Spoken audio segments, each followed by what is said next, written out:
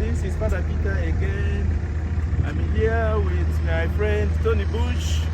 He just came over to say hi to me.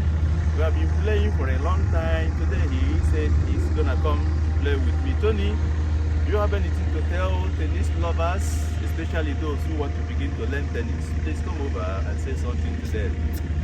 Welcome, Tony. Okay, nice playing with Father Peter. I've played with Father Peter for a very long time. He's an excellent tennis player.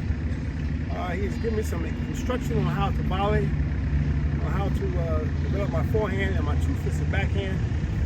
He's a fantastic teacher. He loves the game. Just as I do. We've been playing for probably more than 40 years. It's a great sport. Stick with it. Learn as you can. And love the game. And keep playing tennis.